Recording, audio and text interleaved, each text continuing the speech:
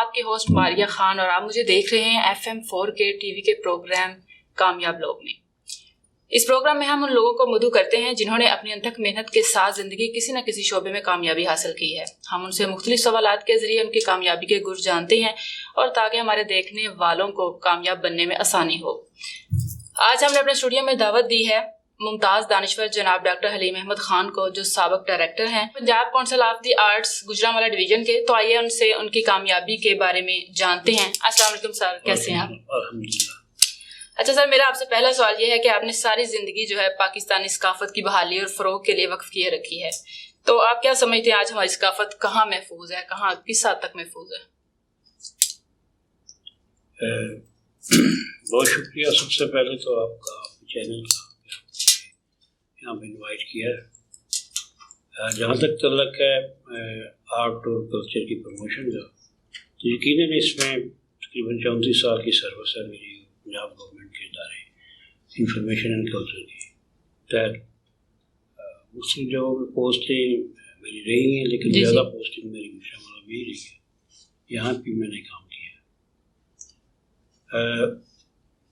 آغاز میں اوائل میں جب آرٹ کونسلیں بنی تھی 83 میں، تو اس وقت پرٹیکولرلی گوجرانوالہ کا اگر میں حوالہ دوں تو اس میں کلچر اور آرٹ کا اتنا جو ہے نا ٹینڈنسی نہیں تھی کہہ لیں، یا رجحان نہیں تھا۔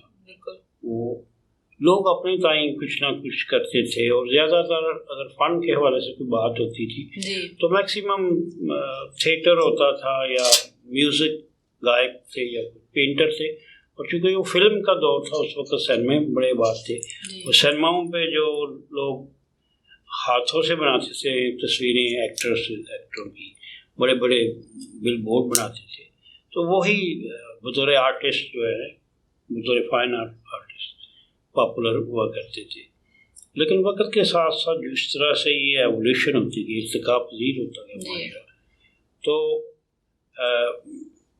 کلچر کی مختلف جہتیں جو ہیں، مختلف جو شیپس ہیں، مختلف جو انداز ہیں، وہ بھی پاپولر ہوئے، جس میں لٹریچر کافی پہلے بھی تھا لیکن بہت زیادہ مزید ہوا۔ اس کے علاوہ ہینڈی کرافٹ جو ہے، اس نے بھی کافی اس میں ترقی کی ہے۔ آج گوجرانوالہ میں جو سچویشن ہے، ہمیں آرٹ اور کلچر کے پانچوں شعبے کے اچھے پیارے، جو اچھے نفیس قسم کے آرٹسٹ مل جاتے ہیں۔ چاہے فائن آرٹ میں جائیں تو بڑے اچھے پاکستان کے پائے کے بڑے ہی اچھے آپ کو آرٹسٹ ملیں گے، چاہے فائن آرٹ میں وہ کیلیگرافی کر رہے ہوں، لینڈسکیپ کر رہے ہیں، یا ویسے تھیمیٹک پینٹنگ بناتے ہوں، تو بڑے بڑے اچھے آرٹسٹ آپ کو گوجرانوالہ میں ملیں گے۔ اس طرح شاعروں میں بہت بڑے اچھے، رائٹروں میں بڑے اچھے نام ہیں ہمارے، گائکس جو ہیں، وہ اسٹیج تو ہمارا ہی ہے، ایون اسٹیج یا فلم میں اگر ہم نظر دہرائیں تو گوجرانوالہ کا بہت زیادہ کنٹریبیوشن ہے کہ انہوں نے بہت زیادہ آرٹسٹ جو پرووائڈ کیے ہیں اس دھرتی میں۔ تو I think situation is different. اب کنجسٹیوٹی جو ہے عوام کے اندر، تھیٹر کے حوالے سے، فنکاروں کے حوالے سے، وہ کچھ بدل رہی ہے۔ پہلے فنکاروں کے بارے میں اتنا اچھا رویہ نہیں تھا عام جنرل پبلک کا، لیکن اب یہ ہے کہ دے آر نو ریسپیکٹڈ۔ میں اگر فائن آرٹس کا بندہ ہے تو پہلے شاید وہ مذہبی حوالے سے تنقید کا نشانہ بنتا تھا کہ بھئی یہ تصویریں بنانا، یہ وغیرہ وغیرہ غلط ہے، مذہبی حوالہ اتنا اچھا لوگ نہیں سمجھتے تھے، اتنا اچھا نہیں سمجھتے۔ لیکن اب یہ ہے کہ بہت شوق ہے، یہاں کئی کالجوں میں فائن آرٹ کی کلاسز ہو رہی ہیں، وہاں کی بچیاں خاص فائن آرٹ پہ پڑھ رہی ہیں، اور فائن آرٹ کے آگے اگر گرافک ڈیزائن میں چلے جائے تو آپ کی پوری جو فیشن انڈسٹری ہے وہ فلورش کر گئی ہے۔ یعنی فائن آرٹ بنیادی طور پہ اب ایک بہت بڑی انڈسٹری کی جانب چلا گیا ہے، جس نے ہمارے فیشن کو، ہمارے گلیمر کو، ہماری انڈسٹری کو فردر پروموٹ کر دیا ہے۔ سر، پاکستان کی جو ثقافت ہے وہ دنیا کی عظیم ترین ثقافت ہے، لیکن ہم دیکھتے ہیں کہ انڈین کی جو ثقافت ہے، یعنی انڈین ثقافت ہے، وہ بھی ہمارے یہاں نظر آتی ہے۔ آپ کیا سمجھتے ہیں اس کی کیا وجہ ہے؟ بالکل آپ کا بڑا امپارٹنٹ کویشچن ہے یہ۔ ہماری ثقافت کے رنگ جو ہیں وہ اس حوالے سے بڑے ہی ملٹی ڈائمینشنل ہیں کہ ہم 4 موسم رکھتے ہیں. ایک 4 موسم ہی صرف نہیں ہے، ہمارا لینڈسکیپ اتنا خوبصورت ہے کہ اگر ہم صرف ٹورزم کی بات کریں تو ہمارا دنیا میں ہماری خوبصورتی جو ہے سوئٹزرلینڈ سے کم نہیں ہے. آپ ہمارے شمالی علاقے میں بالکل ایسے. اس کے علاوہ سب سے جو امپارٹنٹ بات یہ ہے کہ 4 موسم بھی ہیں. یہاں 18 ایسی زبانیں بولی جاتی ہیں جن کا باقاعدہ ادب ہے. بالکل. جس میں آپ جس زبان میں لکھا جاتا ہے، نثر میں، شاعری میں لکھا جاتا ہے، تو دیٹ مینس کہ اس میں میوزک بھی ہے، اس میں گائک بھی ہیں. اور پھر یہ کہ یہ معاشرے کی فردر جو ٹینڈنسی ہے ٹورڈز انٹرٹینمنٹ، اس کو بھی کہ یہ کس قسم کا میوزک پسند کرتے ہیں، ان کے گائک کس طرح کے ہیں. تو یہ اس میں کوئی شک نہیں کہ ہماری جو ہے نا اتنی ملٹی ڈائمینشنل کلچرل اینٹی ہونے کے باوجود پھر بھی ہم بھارتی جو جیسا کہ آپ کا کویشچن ہے کہ بھارتی انفلوئنس غالباً آپ بات کر رہی ہیں. بھارتی influence simply due to media ہے. ہم میڈیا میں تھوڑے سے پیچھے رہے ہیں. ہم پراپر طریقے سے اپنی کلچر کو پروموٹ نہیں کر سکے. ہم سمجھ نہیں سکے کہ it is a marketable commodity. Culture میں جب آپ کے پہناوے ہیں، آپ کا کھانا ہے، آپ کا میوزک ہے، آپ کی گائکی ہے، these are all things to be marketed. انہوں نے مارکیٹ کیے، وہ تھوڑے سے گلیمر میں چلے گئے، ہم نے مارکیٹ نہیں کیے.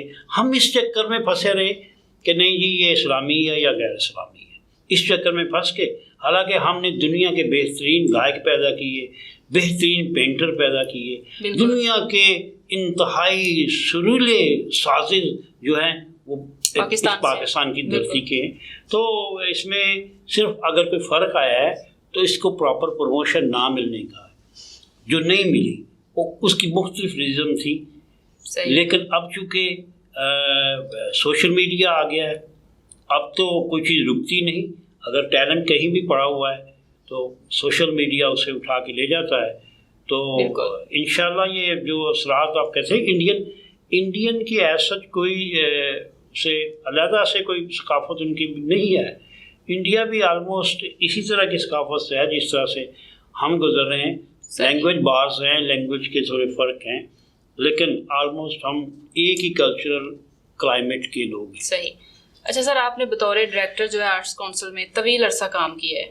آپ کیا سمجھتے ہیں آرٹس کونسل جو ہے یہ اپنی آرٹ کونسل کی بحالی میں بھرپور کردار ادا کر رہی ہے؟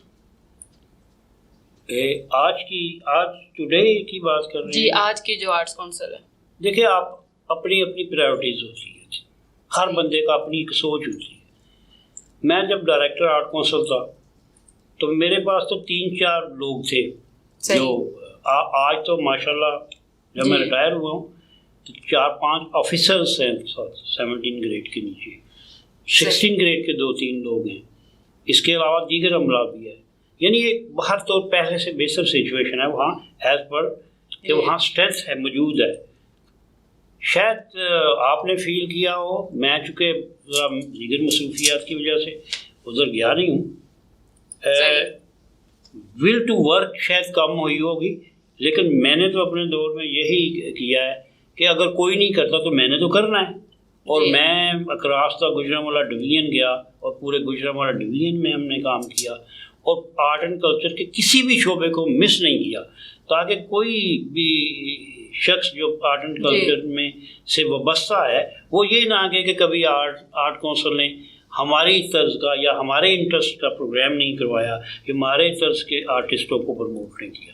تو میں تو کوشش کرتا رہا ہوں، اس وجہ سے ہی کرتے رہے کہ یہ ہمارا اوائل عمری سے شوق بھی تھا کہ ہم نے ایکٹیویٹیز کرتے تھے بزم ادب سے لے کے بعد میں سوشل لائف میں آ کے بھی، اور جب آفس میں گئے آفیشیل لائف میں تو کام بھی ایسے ہی مل گیا تو تھوڑا سا زیادہ ہوا، ہم نے ڈے اینڈ نائٹ کیا. تو آج اگر تھوڑا کم ہے تو انشاءاللہ اس کی کمی جو ہے آئی تھنک سوشل میڈیا سے کر رہا ہے. ٹھیک. اچھا سر، شعراء اور ادیب فنکار جو مختلف مسائل کا شکار رہتے ہیں، ہم دیکھتے ہیں ہمارے جو ارد گرد ہیں، لیکن بطور ڈائریکٹر جو ہے ان کو مالی مشکلات سے نکالنے کے لیے کیا اقدامات کیے ہیں آپ نے؟ میں نے in the history of arts council first time ہوا تھا کہ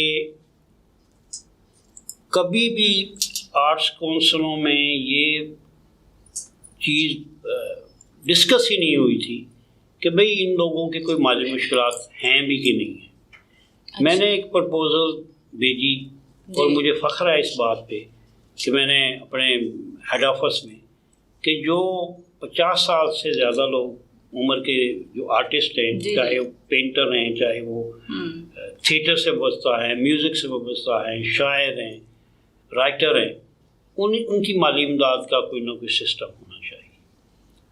ان کو فنڈ کرنا چاہیے تاکہ وہ اور نہیں تو اپنی ڈیلی نیڈ کی ضروریات اتنے پیسے ان کو بطور اسٹائپنڈ ملنے چاہیے. صحیح. تو الحمدللہ میں اس کوشش میں کامیاب ہوا. گورنمنٹ نے وہ پرپوزل جو ہے آرٹسٹ سپورٹ فنڈ کی اپروو ہوئی. میرے ہیڈ آفس نے بہت زیادہ اس پہ محنت کی تھی اس وقت. اور فرسٹ ٹائم گوجرانوالہ میں جو میں نے پیسے دیے تھے 200 کے قریب، میں نے 50 سے 60 سال کے جو ہمارے آرٹسٹ تھے، میں نے ان کے گھروں کو بھی ناک کیا کہ آئیں آپ فارم بھریں اور دیں.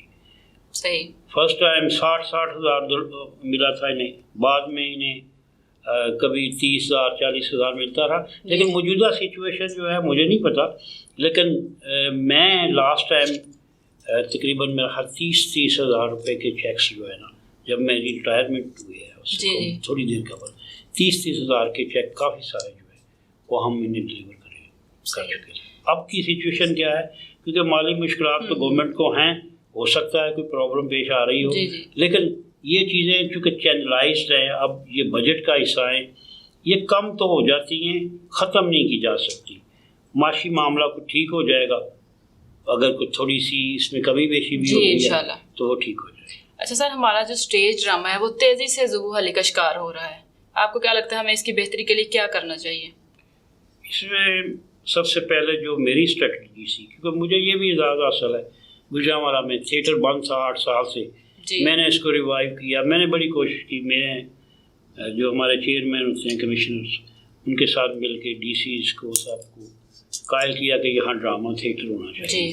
تھیٹر کے ساتھ جو سب سے بڑی جو علت جس کی وجہ سے اس کو ناپسند کیا جاتا ہے، اس میں ولگیرٹی کا ایشو تھا، سینٹی کا ایشو تھا کہ جی یہ واحیاتی کرتے ہیں، معاشرے میں یہ وہ مسائل کریٹ ہوتے ہیں، پبلک پریشر ڈیولپ ہوتا ہے. انتظامیہ پھر کہتی ہے ہمیں ظاہر ہے ایسی ایکٹیویٹی نہیں کرنی. لیکن میں نے جب یقین دلایا تو مجھے انہوں نے نہ صرف امپاور کیا اس حوالے سے کہ میں پینیٹم میئرز بھی لوں اور بہتری کے میئرز بھی لوں تھیٹر میں. تو مجھے یہ اعزاز ہے کہ میں نے کمرشل تھیٹر جو انتہائی بدتمیز ہو چکا تھا، ہم نے اسے کنٹرول کیا. ہم نے کوشش کی کہ یہ تھیٹر جو ہے یہ اتنا قابل قبول بن جائے کہ فیملیز کا کم جا کے دیکھ سکیں. بالکل. ایک علت جو اس وقت بھی تھی وہ تھی کہ یہ جو فلمی نغموں پہ ڈانسز ہوتے تھے، میں نے اس علت کو ختم کرنے کے لیے بھی بڑی کوشش کی. کیونکہ گانے وانے تو ظاہر ہے وہ فلمی لیتے تھے، تو اس پہ یہ ڈانسز کی پرفارمنسز ہوتی تھی. تو میں نے یہ پوائنٹ بھی اٹھایا، بڑی کوشش بھی میں نے کی کہ ان سے کاپی رائٹ کے ایشو پہ بات کی جائے تاکہ یہ اپنے اس حق سے یا اس پرفارمنس سے وڈرا کر جائے. نیت یہ تھی کہ یہ وڈرا کر جائیں گے، کاپی رائٹ انہیں ملیں گے نہیں. اگر کسی نے کاپی رائٹ گانے کے انہیں دینے ہیں تو وہ پیسے مانگے گا، یہ اپنی پروڈکشن بڑھا نہیں سکیں گے جو پروڈیوسرز ہیں ڈرامے کے. لیکن اس میں ہوا یہ تو خود ہمارے جو آفیشیل سرکل ہے نا، اسی میں ہی لوگوں نے کہا چھوڑو یار، لوگوں کو انجوائے تھوڑا بہت انجوائے تو کرنے. تو یہ بس ایسا رجحان تو ہے نا. لیکن یہ ہے کہ کوشش کرنی چاہیے. میں نے یہ کوشش کی ہے کہ اسکرپٹ جو ہے نا ایٹ لیسٹ اگر 40% آف دا اسکرپٹ جو سینسر ریہرسل میں اگر مجھے نہیں نظر آتا تھا تو میں ڈسلو کرتا تھا. میں اسے ری ٹیک کرتا تھا. میں کہتا تھا کہ نہیں بھائی, تھیٹر یا ڈرامے کی میں نے اجازت تب دینی ہے کہ جب یہ اسکرپٹ جو میں نے اپروو کیا ہے اس کا ایٹ لیسٹ 40% تو مجھے آپ ایکٹ کر کے دکھاؤ نا. مجھے ان کے جو کسٹیومس ہیں جو ایز پر کریکٹر وہ دکھاؤ. میں ساری چیزیں دیکھتا تھا, اس سے ڈرامہ بڑا اچھا ہو گیا تھا.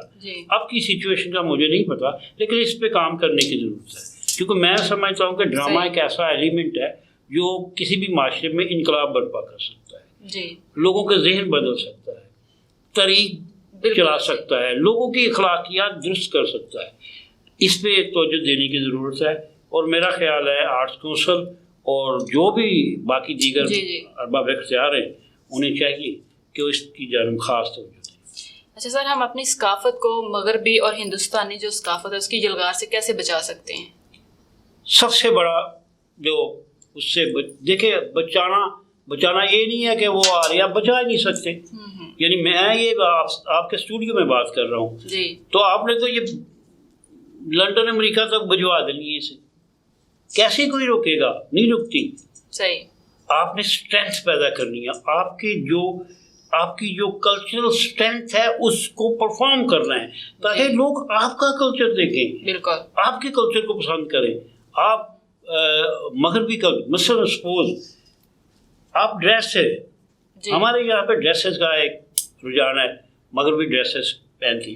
بھائی آپ اپنے جو آپ کی کلچرل اور سماجی ویلیوز ہیں, جو آپ کی مذہبی ویلیوز ہیں, ان کارڈنس ود آپ کیوں نہیں کپڑے ایسے ڈیزائن کرتے؟ بالکل. آپ کا موسم بھی اپنا ہے, بالکل, آپ کی نیڈ بھی اپنی ہے. آپ جب ڈیزائن کریں گے لوگ پہنیں گے, جب وہ آئیں گے ریپ پہ ڈسپلے کرنے کے لیے تو لوگ پھر کہیں گے کہ یہ پاکستانی ڈریس ہے, یہ پہننا چاہیے. مقابلہ ہے, اب مسابقت کا معاملہ ہے.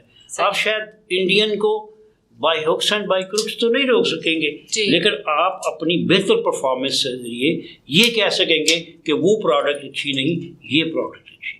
صحیح. اچھا سر, حکومت جیسے کہ ڈرامے کے لیے کچھ نہ کچھ کر رہی ہے اس میں بہتری لانے کے لیے, تو فلم کی بہتری کے لیے کیوں نہیں کچھ کر رہی؟ یہ ایک بہت بڑا کویشچن مارک ہے, نو ڈاؤٹ, کہ فلم ایک بہت بڑا میڈیم ہے. اس سے جو ہے انٹرٹینمنٹ کے ساتھ ساتھ حکومت اپنی پالیسی کی پروموشن کا بھی بڑا کام لے سکتی ہے. بلکہ اقتصادی حوالے سے بھی, معاشی طور پہ انڈین فلم جو ہے وہ انڈین اکانومی کو بہت زیادہ سپورٹ کرتی ہے. لیکن ہماری فلم بیٹھی ہوئی ہے, حالانکہ یہی فلم 70 کی دہائی میں انڈین فلم بیٹھی ہوئی تھی, پاکستانی فلم اب عروج پہ تھی. اس کی وجہ یہ تھی کہ اس وقت 70 کی دہائی میں پاکستان کی فلم انڈسٹری نے جو جدید ٹیکنیکس ہیں, جدید اس وقت جو سنیماٹوگرافی کی وہ اپنائی, اس کا سہارا لیا اور اچھے سبجیکٹس کا انتخاب کیا, اور as per tendency, as per market, تو وہ ہم کامیاب تھے. لیکن بعض بس ہمیں وہی سامنا کرنا پڑا نا کہ ثقافت, میوزک, ایکٹنگ, گانا وانا یہ سب چونکہ غیر اسلامی ہیں, اور پھر پابندیاں اور 11 سال کا دور. آپ دیکھیں کہ ایک دوڑ لگی ہوئی ہے, آپ 11 سال بیٹھے رہیں تو جو دوڑتا جا رہا ہے وہ 11 سال میں تو کہیں پہنچ گئے. یہی حال ہے. اب انڈین انڈسٹری جو ہے وہ 11 سال کا فلاح جو ہے جنرل ضیاء کے دور کا, جو انڈسٹری کو تباہ کرنے کا دور ہے, انیشیل دور ہے, وہ کیسے آپ اس کو آپ کریں گے؟ جبکہ ہمارے جو جنریشن 3 جو ڈیولپ ہوئی ہیں وہ تو انڈین فلمیں دیکھ کے ان کے چسکا انہیں لگ گیا ہے. ان کا چسکا ختم کرنے کے لیے آپ کو پیرالل کوئی انٹرٹینمنٹ بنانا پڑے گی, پیرالل انہیں لے کے آنا پڑے گا. اب کچھ کام ہو رہا ہے چونکہ فلم پہ سینمے بھی اب نئے سرے سے کچھ ڈیولپ ہو رہے ہیں, پرانے سینمے بھی الا ماشاء اللہ گرا دیے گئے ہیں بہت سارے. تو اس پہ بہت نو لیڈ کے کام کرنے کی ضرورت ہے. اور جو قومیں ہیں, قوموں کی تربیت, قوموں کو بنانے میں جو چیزیں اہم کردار ادا کرتی ہیں وہ یہی ہیں. آج ہمیں جو یہ ایک لوڈا لپوڑا معاشرہ ہمیں ملا ہے, یہ ایسے ہی نہیں ملا کہ ہم نے تربیت ہی نہیں کی. بھئی ہم نے فلم کو تباہ کر دیا جو تربیت کا ذریعہ تھا. بالکل. اب انڈین فلم ہم دیکھیں گے تو انہوں نے اپنی پالیسی اور اپنے ثقافت کے مطابق ہماری تربیت کرنی ہے نا. تو اگر ہم اپنی فلم اس کے پیرل رکھیں گے تو ہماری تربیت ہوگی. ہمارا ڈرامے کے ساتھ بھی یہ انہوں نے کیا کہ جو 70 کی دہائی میں ڈرامہ انتہائی پاپولر پوری دنیا میں تھا، وہ اس کے بعد بس چھٹی ہے. اب ڈرامے کے موضوعات بھی اللہ ماشاء اللہ اس طرح کے ہیں کہ اس سے تربیت کم اور بگاڑ زیادہ پیدا ہو رہا ہے، اور چربا ڈرامے پہ پیش ہو رہے، کیونکہ انڈین جو ہے وہ سوشل میڈیا پہ بھی اور ادروائز میڈیا پہ چاہے ہوئے ہیں، لہذا اس کو کمپیٹ کرنے کے لیے ہمارے پروڈیوسرز جو ہیں یا ہمارے جو رائٹرز ہیں اس سٹائل میں لکھنے کی کوشش کر رہے ہیں. حالانکہ انہیں نہیں لکھنا چاہیے ایسے، انہیں اپنے سٹائل میں لکھنا چاہیے، اپنے معاشرے کو سامنے رکھ کے، اپنی ضروریات، اپنے رویوں، اپنی ثقافت، اپنی سماج، ہاں جی اس کو رکھ کے لکھنا چاہیے اور اس کو پریزنٹ کرنا چاہیے. اور میرا خیال اگر ایسا کریں گے تو بڑا ہی اس کی مثال میں آپ کو دیتا ہوں کہ ایک چوڑیاں فلم بنی تھی، حالانکہ اس میں کیا کچھ بھی نہیں. چوڑیاں فلم پہلے بیٹھ گئی لیکن دوبارہ ریلیز ہوئی تو ہٹ ہو گئی. ہٹ کیوں ہوئی؟ کہ اس میں ایک ولیج لائف دکھائی گئی تھی، اس میں جذبات بھی ولیج لائف کے جذبات دکھائے گئے تھے. تو یہ ساری چیزیں جب آپ کو اپنائیت ملے گی نا، دیکھنے والے کو جب اپنائیت ملے گی، پھر وہ ڈرامہ بھی دیکھے گا، وہ تھیٹر بھی دیکھے گا، سنیما بھی دیکھے گا. اور پھر یہ بھی ہوگا کہ جب آپ اس تھیٹر میں، اس ڈرامے میں، اس فلم میں لباس اس طرح کے بابگات پہنیں گے جو آپ کے سماج اور آپ کی ثقافت کے مطابق ہوں گے، تو وہی ہماری نوجوان نسل جنرل لائف میں بھی لباس پہنیں گی. ادروائز تو پھر لالی ووڈ اور بالی ووڈ ہی چلے. بالکل ایسے ہی. ایسے سر اپنے دیکھنے والوں کو کیا پیغام دینا چاہیں گے آپ؟ یہی کہوں گا کہ پاکستان ان آل ریسپیکٹ ایک مربوط قوم ہے. کلچر کو دیکھ لیں جی، اس کا کلچر کے تمام اسپیکٹس کو دیکھ لیں، اس کا جو اس کی پرٹیکولر جو جیوگرافیکل سچویشن دیکھ لیں. ایک انتہائی پوٹینشیل اسٹیٹ ہے. ضرورت اس بات کی کہ ہم اپنی انرجیز کو جو ہے اس ملک کی ترقی کے لیے صرف کریں اور اپنے رجحانات کو درست کریں. اپنے رجحانات کو درست کرنے کی ہمیں بہت ضرورت ہے، کیونکہ جیسے کہ میں نے پہلے کہا کہ سوشل میڈیا جہاں بہت ساری ایک نعمت ہے لیکن اس نے بہت سارے مسائل پیدا کیے. شکریہ سر آپ کا، بہت بہت شکریہ. جی تو ناظرین، آج کا پروگرام آپ نے دیکھا کامیاب لوگ. ہمارے ساتھ ڈاکٹر حلیم خان موجود تھے. ان کا بہت زیادہ شکریہ کہ ہمارے اسٹوڈیو میں تشریف لائے. انشاءاللہ پھر آپ کے ساتھ ایک نئے مہمان کے ساتھ حاضر ہوں گے. تب تک کے لیے اجازت دیجیے. اللہ حافظ.